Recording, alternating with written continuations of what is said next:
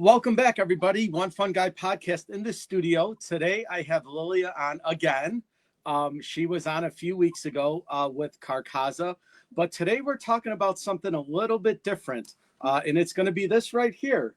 So, Lilia, why don't you introduce yourself again? I know we kind of went over it, but just kind of tell us a little bit about you and then this, and then we'll get into it.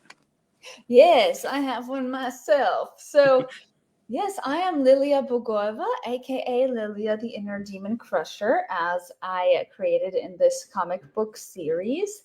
And basically, my mission is to make mental health awareness more fun, empowering, and edgy through platforms like this comic book and my performances.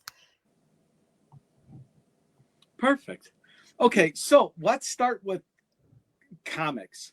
Why did you take that route instead of just writing a normal book? What was it that intrigued you about the comic book idea more so than just creating a normal book?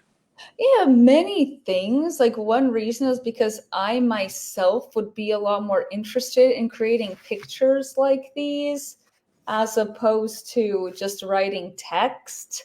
I was imagining what the process of writing a book would be like. I would have to sit in front of the screen for hours and hours and hours for weeks just staring at letters on the page, and that seemed like something that wouldn't feel so fulfilling for me as the creator to sit down and do. And I also figured that a lot of people in my target audience would feel the same way, that a lot of people who are looking for more fun, engaging resources for self-help want to do something other than just look at words on a page. So I've found that from my own personal experience, a lot of people have been telling me that they do like that I'm using imagery and stories rather than just listing facts one after the other. And of course, I knew that that would make me stand out in that world of mental health advocacy, because most people do just write articles or your quintessential self-help books that are like, 10 ways to build atomic habits, or, Mm-hmm. 7 habits of successful people and all of that. And I feel that content in that vein is starting to run together. So for me, making a comic book about the themes of mental health awareness would just make it so much more interesting. Sure. Now, have you always been a comic book fan, or is this just something that you kind of delved into? Yeah, good question. I would say on and off. So I've been diving into comic books on and off since I was a little kid. So, of course, my first introduction to comics was just reading the Sunday comic strips. And it depends on the time in my life. In my teens, I was actually less into comics. And in my 20s, I was interested in exploring them again. And then I kind of fell off that again. And then with this idea to create a graphic novel, then I started diving into it all over again. So I say on and off, but I think that this is a call to me to really stick with this path and fine tune my ability to create comics and graphic novels. Sure. Now, so when you sit down to write the comic, obviously I read your story, and obviously there's a lot of personal stuff that comes out through these pages. Is it something that you have the idea for, or do you just kind of draw first and then create the words, or do you kind of have the idea and then the art? Like, give us the process. Okay, yes, the process is first coming up with the general storyline. So I figure out what's going to happen and in what order, and what is the purpose of each section. Like in the beginning, we're setting up the character's background. In this case, this story is called Lilia, the Inner Demon Crusher, Workaholism versus Food Porn. So in this one, first we have your very quintessential workaholic, overly competitive person. And that's the purpose Mm-hmm. of the beginning section, just setting up this idea that somebody can just be diving into their work to try and find a sense of purpose, but then in the end still feeling really drained and feeling like the inner demons are still leeching on your dark feelings. That was the purpose of the beginning. The purpose of the middle was to show how she gets into these sweet escapes. That's where the food porn comes in. She's trying to escape the constant stress of the inner demons, but then that doesn't work. So then later on, it's about the battle. And at first she's losing, and then later on, she figures out how to win the battle. And then at the very, very end, it's our resolution. So yeah, I figure out the general storyline, and then after that, I decide to start creating the imagery for it. So I have the general storyline, then I start creating the imagery, and the imagery is created from a process of actual photography, like setting up a scene, taking a picture of it, and then running that through various filters and effects to make it cartoonized. And then I also include some illustration and some graphic design. And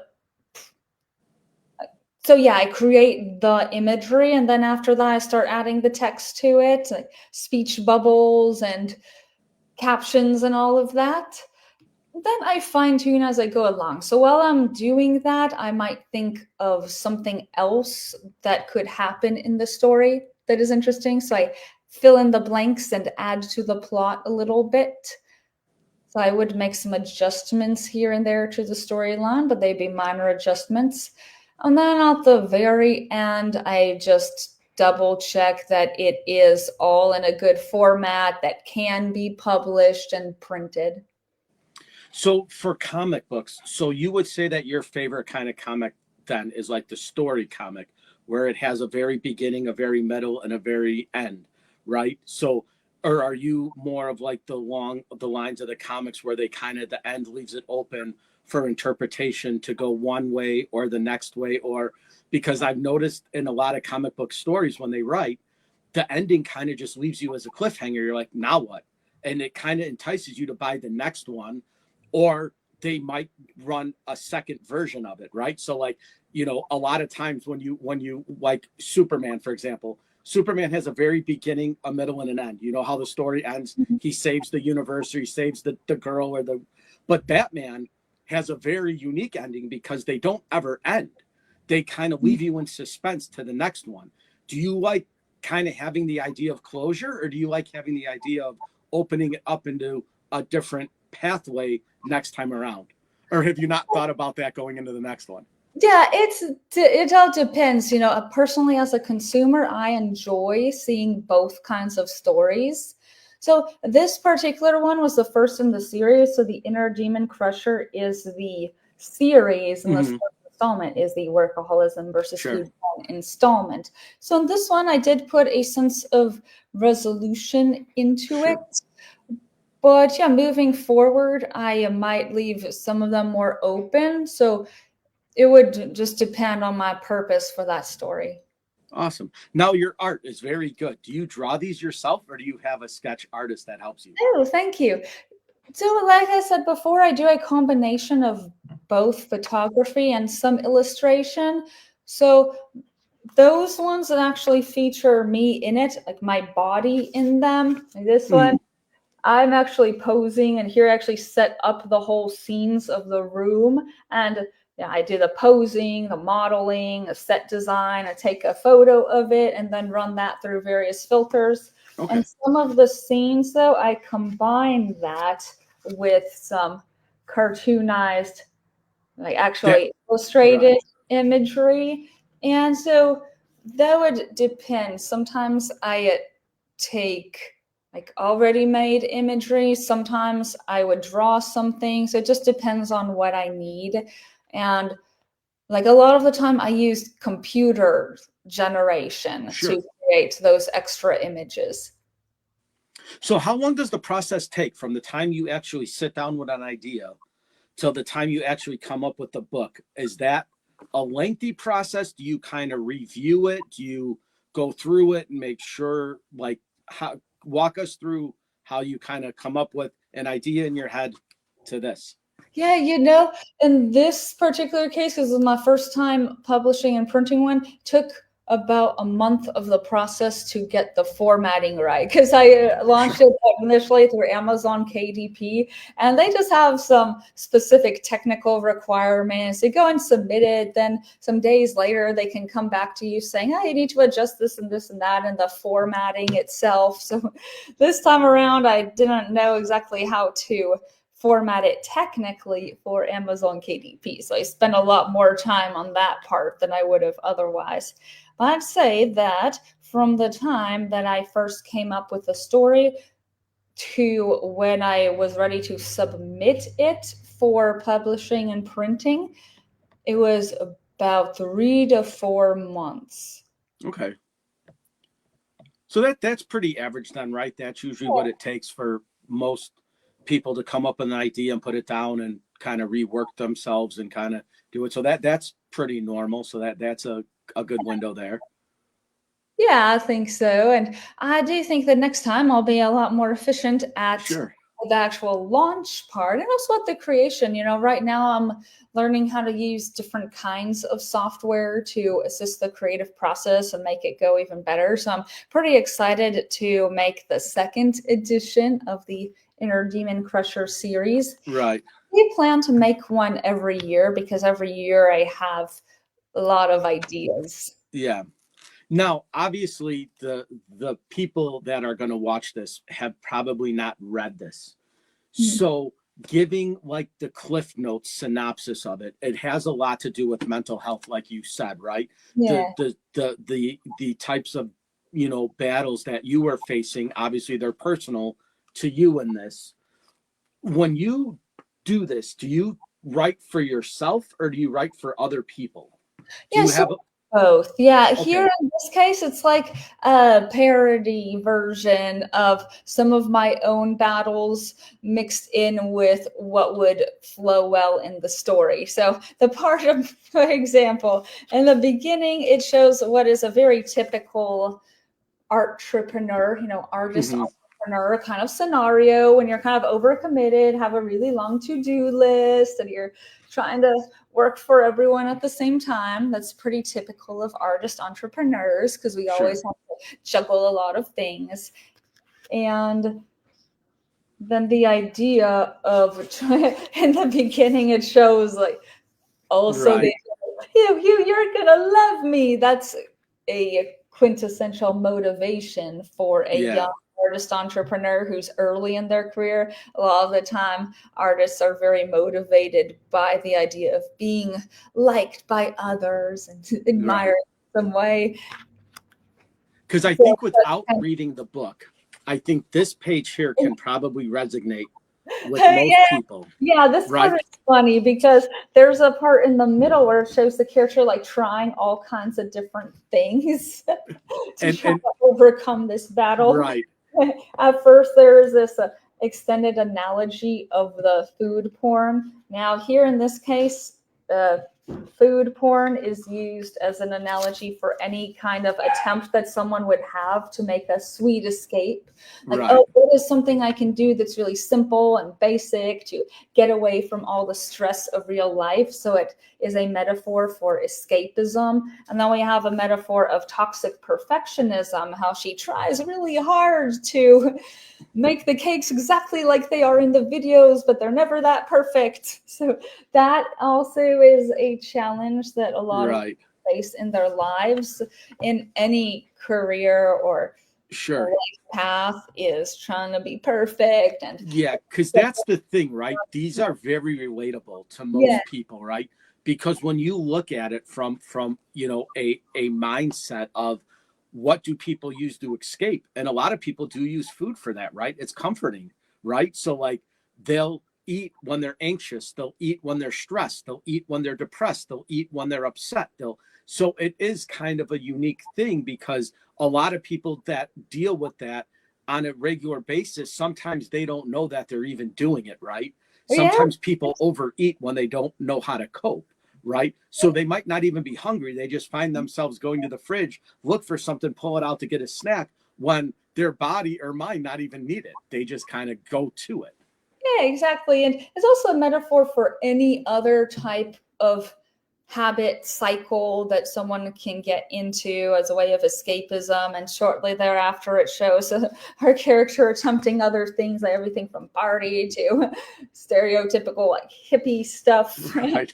hippie experimentations and stuff like that, trying a medical center, Right. trying to medicate herself out of it. That doesn't work. And yeah, that page that you were pointing out with the spiral descent, this is just a culmination of all the things that our Yes. character has tried that didn't work, and also all the things she's going for. Like you can see over here, there's that person giving her pressure. It's like, hey, Tik Tok, Right. on the deadline clock. There's trying to make it perfect. There is this Gossip Daily magazine saying there's a scandal. This little picture I like because it just illustrates the irony that a lot of people strive for recognition, but sometimes the recognition can come in the form of, well, people not always saying what you want them to. So that's what that little Gossip Today magazine scandal illustrates. So I enjoyed putting that little detail in there because it's an idea of sometimes the things that we really want are not actually the things that make us happy. There's a pie that is reality. Oh, it didn't look like the pictures and all that stuff. The demon claw makes a lot of appearances, like you see in this other picture, and several pictures that demon claw comes in from the side is kind of subtle. And that's the idea that whatever you're trying to do, that you're doing for the wrong reasons, those inner demons are watching and they'll catch up to you eventually. Now, when you say when you write your next one without giving it away, are you going to kind of focus more on one particular inner demon, or do you like doing the broad sense like this one that covers kind of the spectrum? Because obviously there's some people that battle with drugs. There's some people that battle with alcohol. There's some people that battle with sex. There's some people that battle with other addictions. Are you going to be specific on one, or do you kind of like the umbrella that covers them all? I like both. So I do think that eventually it would be good for me to make editions that focus clearly and specifically on one or the other. And yet at the same time, in reality, they tend to intersect with each other a lot, because let's say someone is struggling with drugs, there's always a reason why they are. It's always some kind of an emotional void they're filling and some kind of pain that they're trying to escape. So then that emotional trauma is its own inner demon. Their reaction to their emotional struggles is its own inner demon. The desire to escape reality is an inner demon. And then of course, the drug use is as well. And then the side effects of that. So, for example, that could lead to relationship problems, to job or school problems, and even to health problems. So each of those ends up being its own type of inner demon. So from one kind of struggle, you can actually see a lot of other sub-challenges sprinkled throughout there. And that's what I demonstrated in this first one, because it does show the character trying to experiment with, like over here, the party scene, experimenting with drugs and alcohol is what that's portraying. Here in the Flower Power Yoga Club scene, you simultaneously see that she is considering trying shrooms to escape again, and then goes on this bad trip. But we also see at the same time that there is this desire for a community, like in both the party and in the Flower Power scene. She's trying to find somewhere that feels like she belongs there. So we're actually in just one page, we're actually already covering a multitude of different kinds of inner demons, which is why that demon claw makes an appearance. because Right. it's saying, I am watching all of this. Because it is hard to put yourself in somebody else's shoes, right? If you've never experienced alcoholism or seen it firsthand, you wouldn't know. A normal person would say, why don't you just quit? It's easy, just stop drinking. And the alcoholic's going to say, I can't. My body depends on it. Same with drug users, right? Yeah, Same with anybody who's dealing with something that is, a third party to their body, right? So a normal person says, just stop. Just stop drinking. It's easy. Just don't drink. But or stop doing drugs. Like, you don't need them. But to a drug addict, they do. Like, they crave it. So trying to explain to somebody when they haven't been through it or haven't seen it, how do you approach that angle, right? Because obviously, you deal with the inner demons that you felt. You could tell they're kind of personal to you. But how would you reach out to somebody, or how would you try to reach out to somebody that might have a problem that you don't have or you're not familiar with? Do you try to do research on it? Do you try to fit in, or do you only kind of talk about things that you can talk about firsthand? Yeah, that's a really good question. So, yeah, when I'm seeing someone who is struggling with a different kind of problem, well, what I tend to focus on is actually the root cause of it, because most of the time, the behaviors that you see are actually a symptom of something else that's going on underneath. So, for example, like in the alcoholism example that you were giving, well, there's a reason why that person is drinking heavily.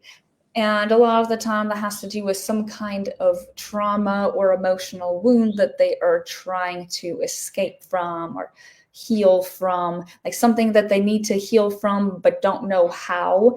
And then at the core, a lot of the stuff is pretty universal, yet at the same time, it's also pretty unique to the person, because two people can actually have a very similar sounding childhood, for example, but then they could end up going in very different paths, and they can struggle with different kinds of inner demons, right? One person can be an alcoholic, the other person can be totally sober, but maybe they're a workaholic. Like, their drug is constantly seeking approval, recognition, competition, admiration. And both people could have the same level of difficulties with unstable relationships, with physical health problems, with stress and hopelessness, but it would just look different from the outside.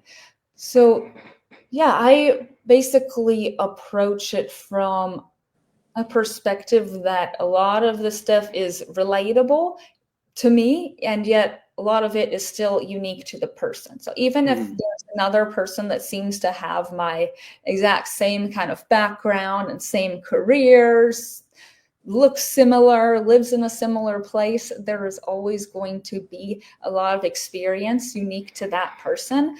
So I would say that even if I can relate to somebody, I try not to assume that I already know what they're thinking and how they're feeling. I really like to just listen to the person and not make too many assumptions. Yeah, it's really unique because I wanted to have you back on to talk about this, because obviously you're very artistic, right? Because Yeah. you obviously wrote a book and were able to illustrate this, but you also play music on top of it, right? Yeah. So that's another outlet that you have that, like, a lot of people may be great writers, but they're not musically inclined, where you kind of have both, right? You're that unique anomaly that can put their passion into their music, but then also into their writing. So you have a lot of different art forms and backgrounds that can portray what you're doing to an outlet. Tell us a little bit about that, right? Because obviously the guitar says it all, right? Yeah. And obviously you play guitar and you're very musically inclined. Kind of, put us in the perspective of, like, your mindset. Are you instrument first? Are you writing first? Are you always creating? Like, how do you balance that? Yeah, I say that I am always creating something to some extent. Now, the reason that I chose to focus this story on a musician's journey is because it just made sense. So I could have gone a lot of different ways with how to portray that battle of workaholism versus food porn and how the inner demons relate to all of that. But I chose specifically a musician That's for some practical reasons. Like I knew that we would sell a lot of these comic books at the shows with my metal band Carcaza, and the fact that I am doing the power pose with the electric guitar and the glowing aura Right. would be something that our audience there would like, because it also makes sense with the fact that they just now saw me playing guitar and singing on the stage. So it makes sense that there would be a book with a picture of a guitar on the cover of it.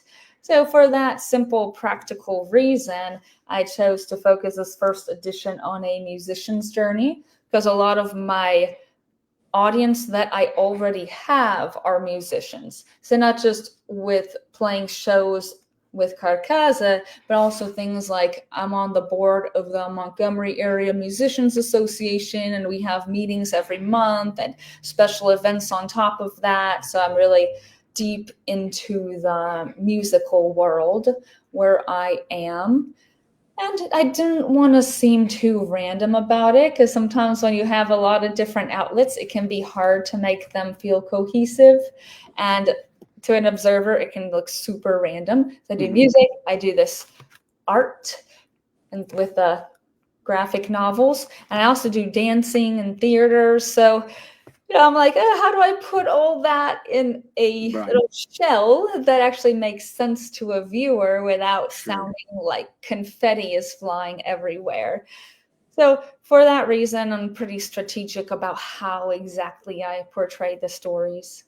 How now are your fans relating to this? Are they thanking you for doing this? Are they appreciative that you took the time to acknowledge somebody that might be going through something? Like, are they welcoming of it, or are they like kind of like, hey, that's something I don't really want to embrace? Oh, they're angry. They're coming to our house with flaming torches. Just kidding. Just kidding. But yeah, they are liking it a lot. Excellent. On the first That is good to hear. time I had this on the merch table at our gigs, I was like, hey, what are people going to think? But it's like, that is cool. It's cool. Because like I said in the beginning, a lot of people have mental health challenges. In fact, it's more common for a person to have a mental health challenge than to not have one. And at the same time, a lot of the content that's out there in the world about either mental health, psychology, or self-improvement is the same kind of imagery and language you see over and over again.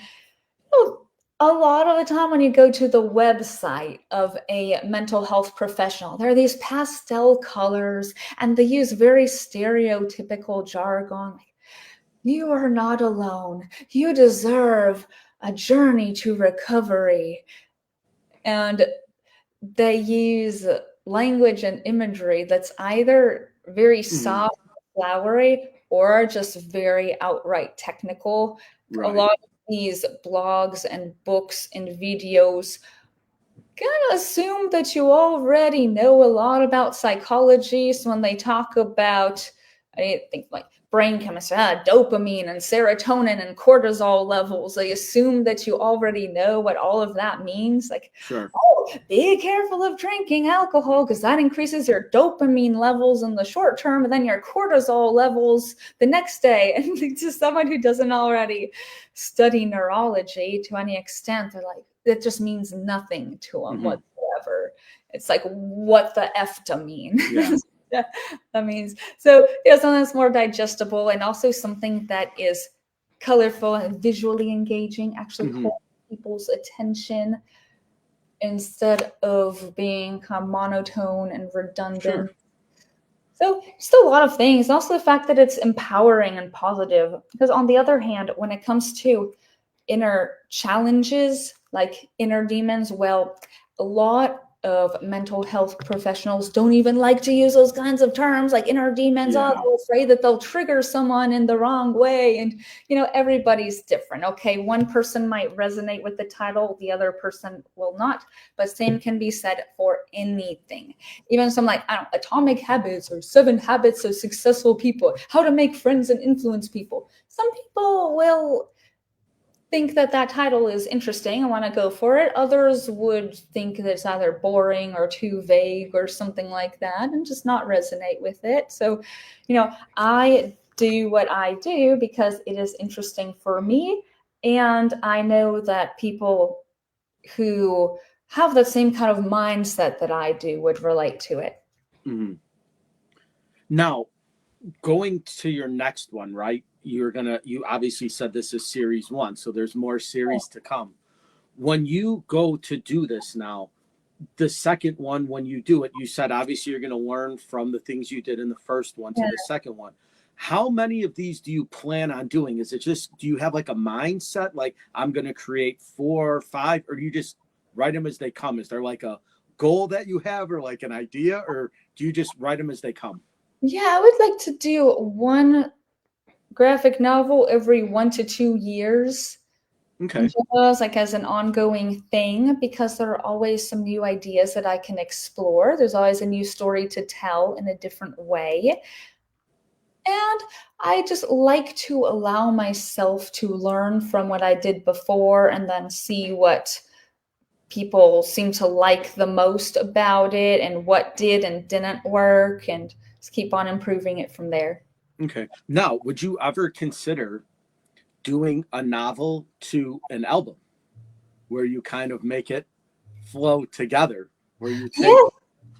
Yeah, I definitely could do that. The only reason I haven't started yet is because I'm just thinking exactly where I want to go with this series. You see, because if I did comic books to illustrate each song on our album, well, then it would be pretty abstract because of the Carcasa songs, and it's not necessarily about one very clear and specific story. It's more about a general mentality. Some of them are more specific, but others are more broad. So then that would lead to a story that is very broad and going to be more of an artistic expression rather than a very direct, clear message, which is cool. And a lot of people do like that. Yet at the same time, I'm wondering if I want to make it more utility, like functional infotainment.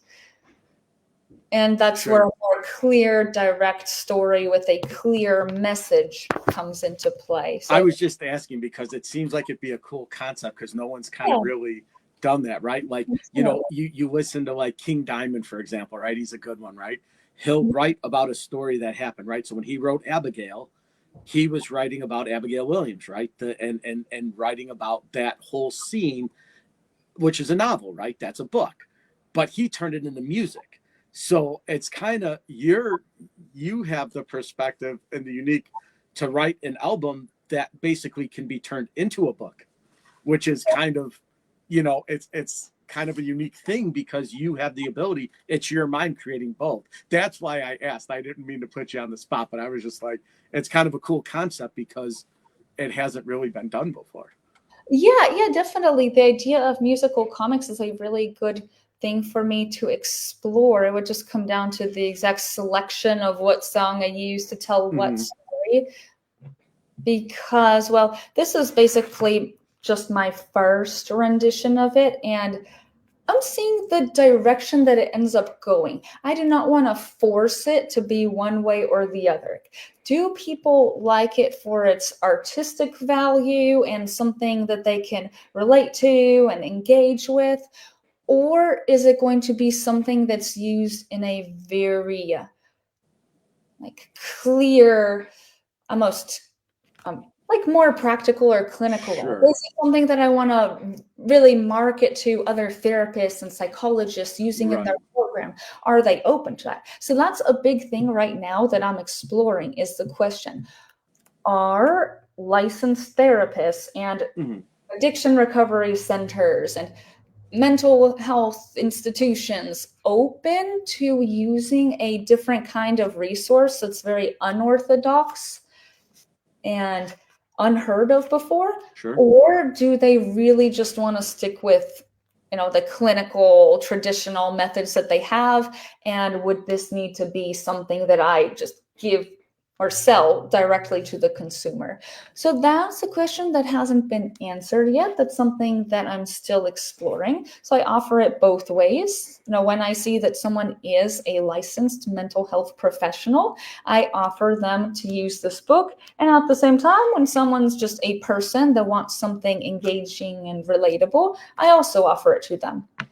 Okay, perfect. And then I guess kind of my last question then would be is since you've started writing comics and starting to talk about mental health, obviously your passion about mental health Yeah. shows in the comic. Have you now started reading other comics and like reading other like ideas that people have had, or do you just kind of just focus on your own then because you basically know how to write? Yeah, I do like to read other comics. Yeah, that's for sure. So when I go to Comic Cons, I make sure to buy some other comics from that event. Okay. And I read web comics, webtoons. There are a couple of webtoon series that I really, really like to follow. And I would rate them about different subjects. So there is one webtoon series that does explore anxiety, depression, and fear, which is really cool. I like to follow that one. I also like to follow series that aren't related to mental health at all, Hmm. but just have a really cool story and nice Sure. artwork that I like seeing.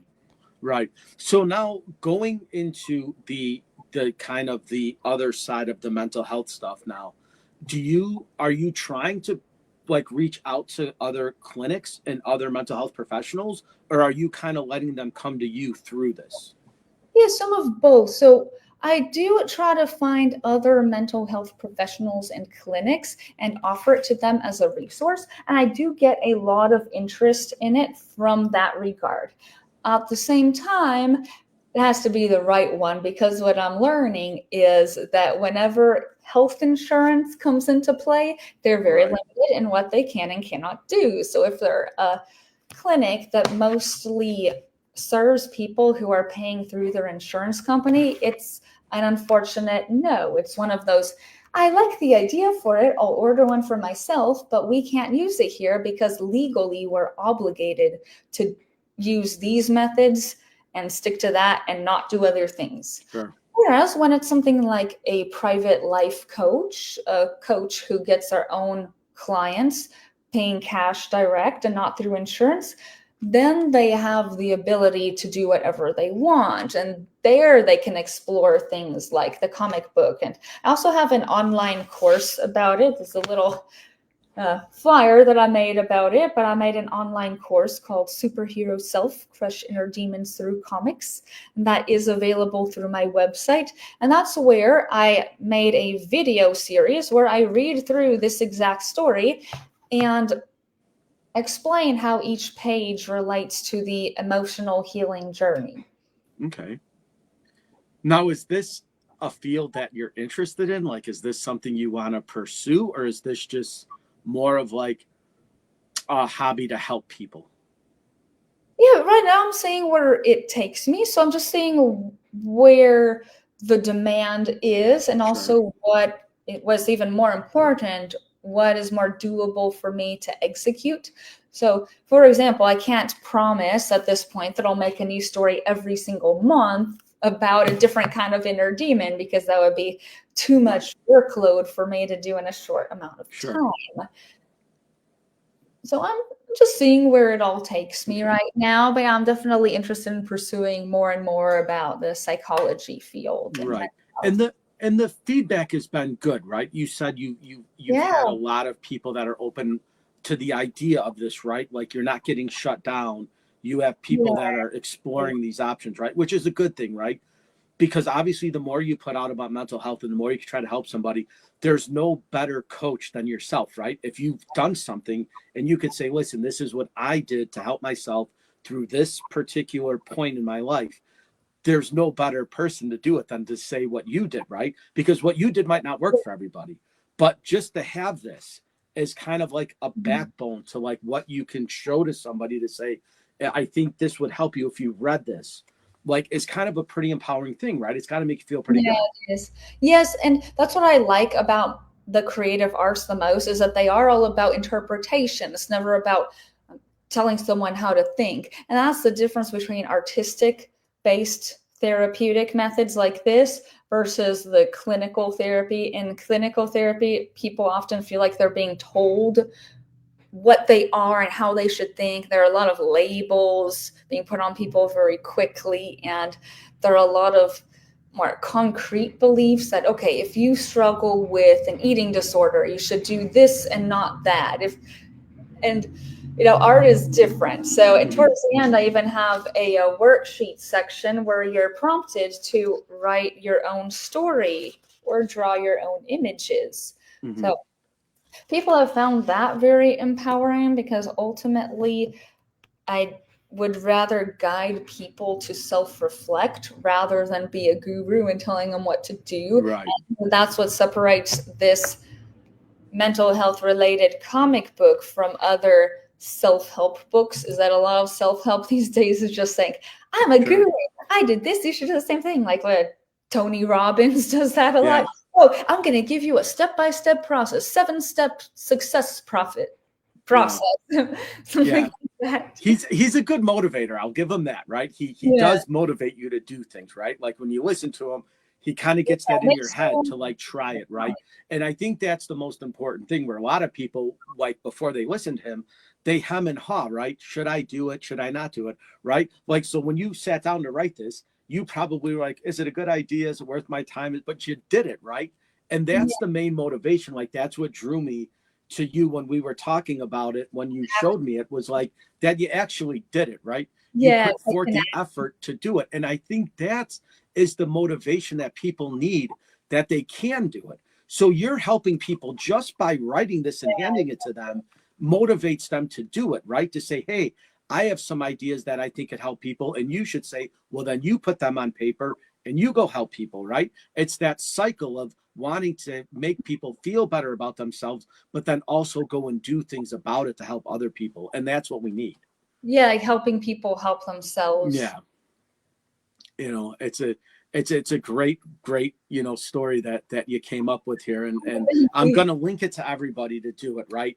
Obviously, in my field, in my profession, I work with a lot of people dealing with mental health, mental instability, broken family lives, addictions, and all kinds of stuff, right? So having something like this that they could leaf through, even if they're, just sitting there and they just pick it up, it might resonate with them, right? And that's the biggest thing, because without it, they wouldn't have ever seen it, right?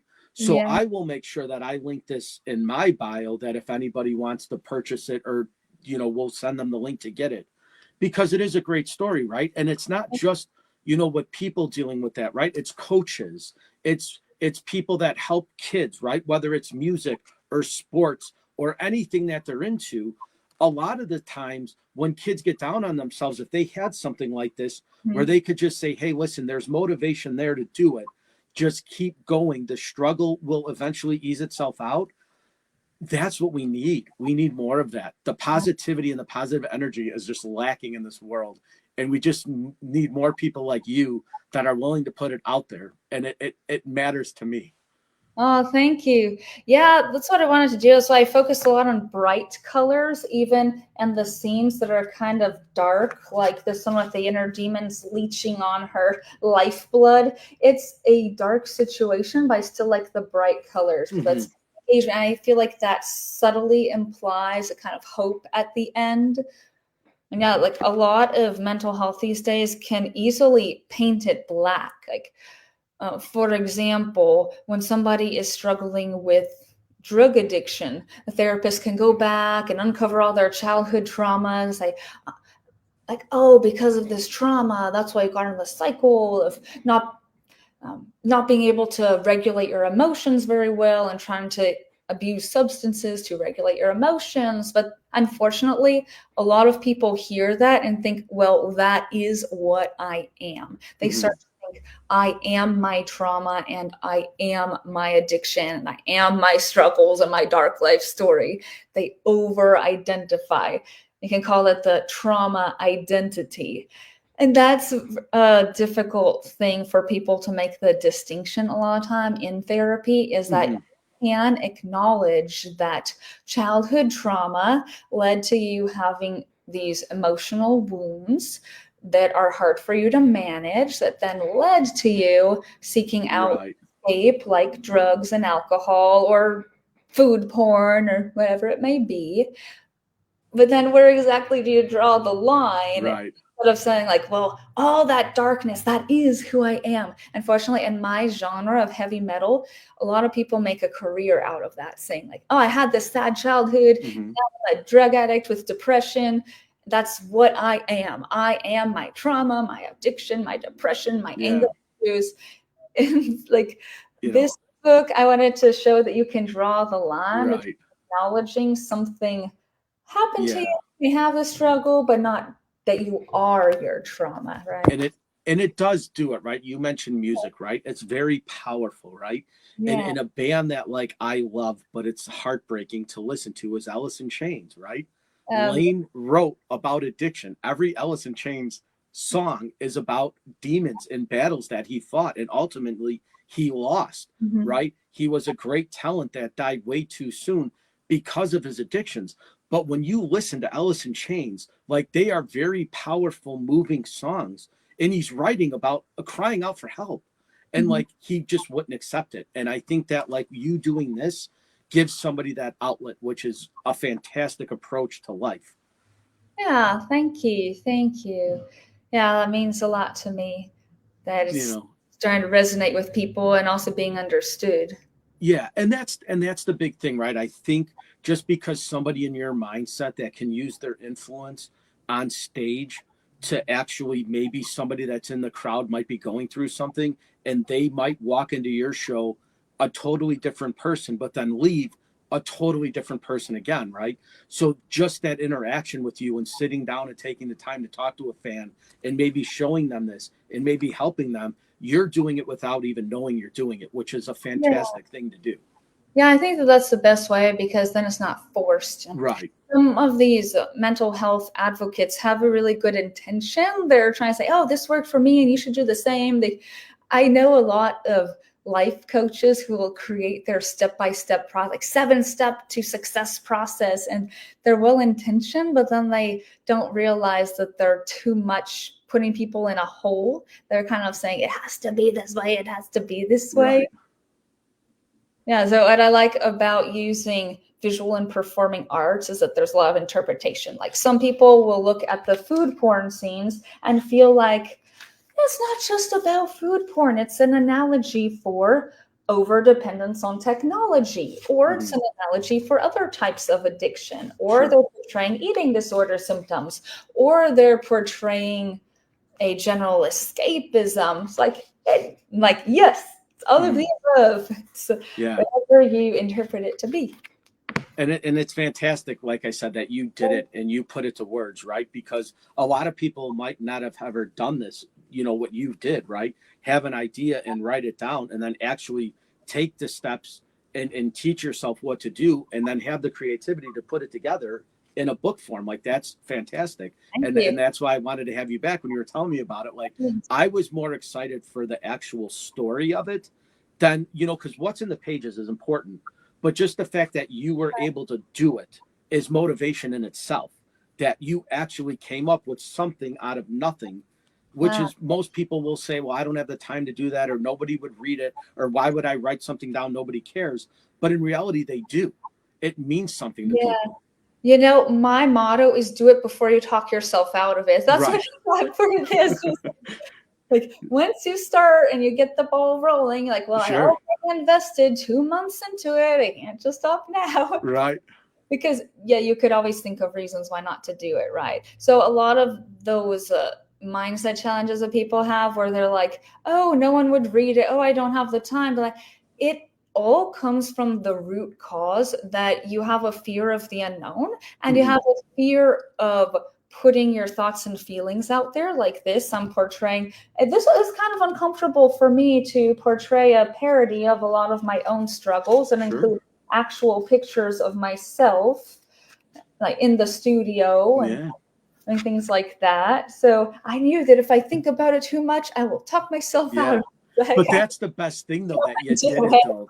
And that's what makes this so awesome and so unique to have you on, because you're holding something in your hand that you created. And yeah, most people will never do that. So if somebody's watching my podcast and they like, oh, I really want to write a book, but I don't think I should. Nobody would read it. It's stupid. Why would I waste my time?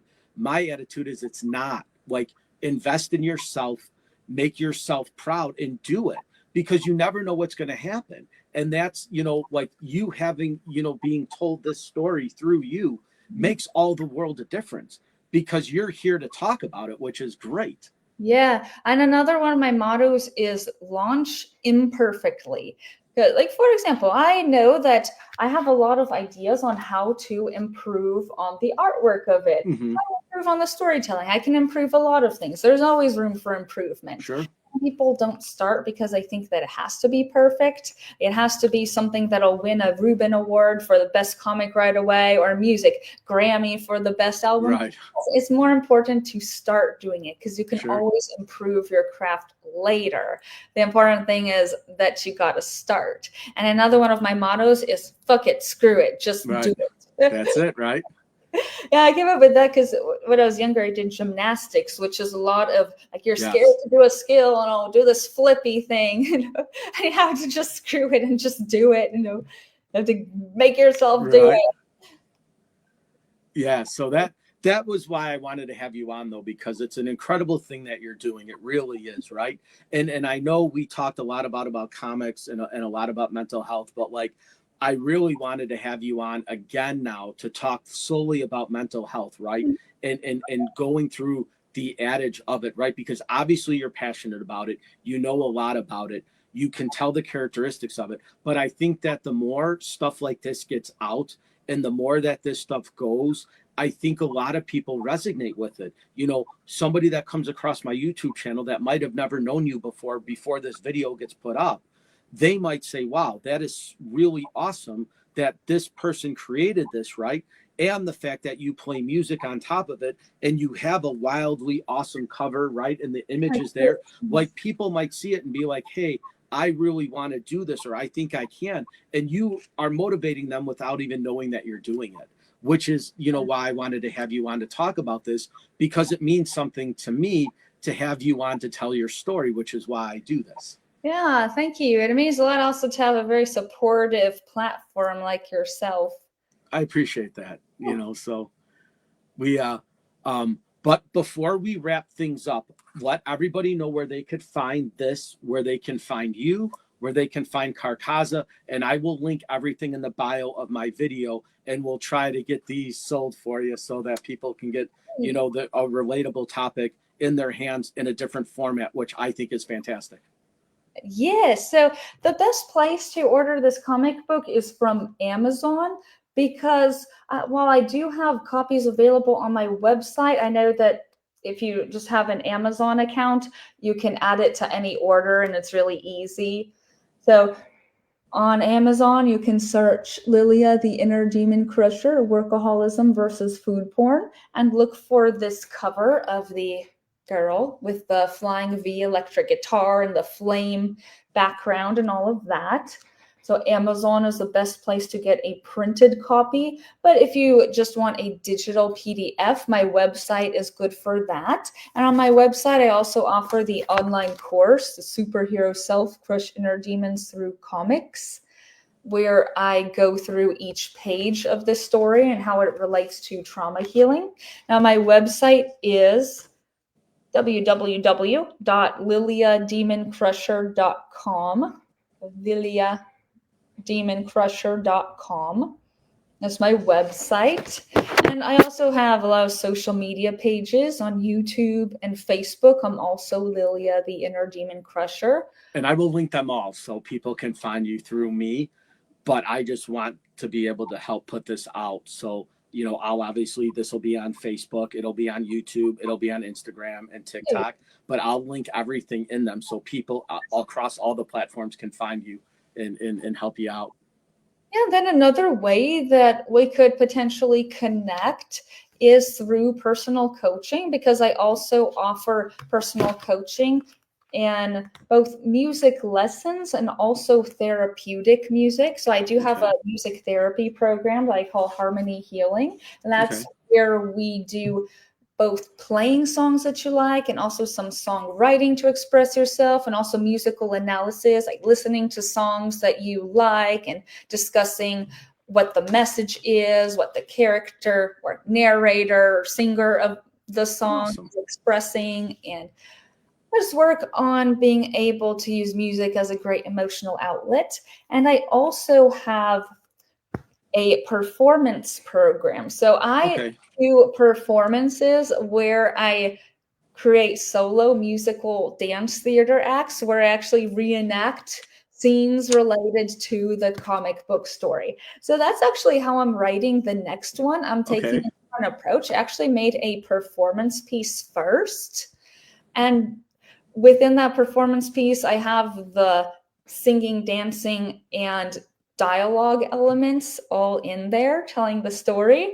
And then from that, I want to make it into a comic book version. So if you go into my website, liliademoncrusher.com, I list all my offerings on the front page. And if you click performance, you can read all about the different performances I have and when I'm coming to an area near you. And I also have pages for online store and also for the personal coaching. So I have different arts-based coaching programs. Like I mentioned, the harmony healing music therapy. I also have one called rhythmic release, which is where we practice dancing, again, as a form of mind-body connection for emotional healing. And then you can also see my courses in superhero self, crushing your inner demons through comics. That is basically using stories as a therapeutic outlet. Perfect. Well, Lilia, thank you so much for taking the time to do this. The story's incredible. You are incredible. Thank The you. band's incredible. So thank you for doing this. And we will set it up again where we talk about mental health. But I will link everything in the bio, guys. Check out Lilia's comic. It's awesome. Her website's going to be linked up in the bio with a YouTube video. It'll direct you exactly where to find her. And we will maybe do this again and talk more in depth about the mental health Yeah. stuff. But I mean, Lilia, thank you so much. I appreciate it. oh, I And what forgot do you to got? mention Yeah, that no, shoot. if you do go to my website, if you want to sign up for my email list, you can actually get a free demo of this comic as well. So like, let's say if you're not quite decided yet whether you want to order a physical copy, you can actually get a free demo of it. So you see the first few pages and get a feel for the story. So that's an option as well. Awesome. Well, Lilia, thank you so much. It's a pleasure as always, and we will definitely do it again. Guys, I am the One Fun Guy podcast. Thank you for watching this, and I will link everything with Lilia's comic and her music in my bio. So thank you again for taking the time to be with me. I will see you guys all on the next one. Lilia, thank you so much. Thank you. All right, bye, guys.